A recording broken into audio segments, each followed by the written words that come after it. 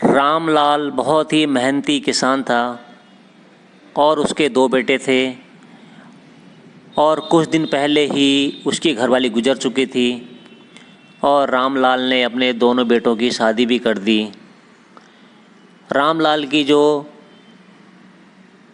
बड़े बेटे की बहू थी वह बहुत ही आलसी थी और वह घर का कोई काम नहीं करती और वह हमेशा सोती रहती और अपने मेकअप करती है और यहाँ वहाँ घूमती रहती।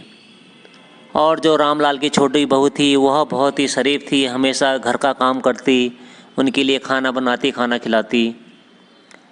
और रामलाल अपनी बड़ी बहू से बहुत परेशान हो गया और उसने अपने बेटे को समझाया कि इसे समझाओ, और वह किसी का कहना नहीं मानती और उनको उल्टा सीधा बोलती।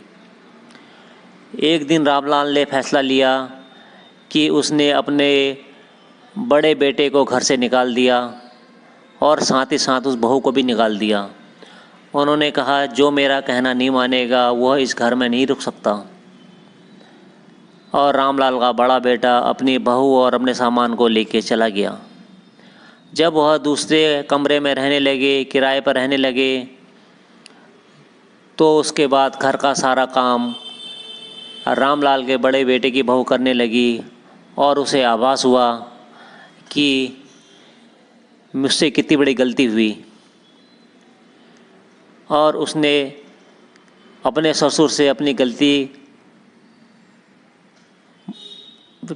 की माफ़ी मांगने का फ़ैसला किया और वह अपने पति को लेकर घर गई और उसने अपने ससुर से माफ़ी मांगी और उनसे कहा आज के बाद मैं घर का सारा काम करूंगी और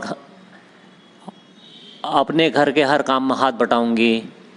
और इस प्रकार रामलाल की सूझबूझ से उसको दोनों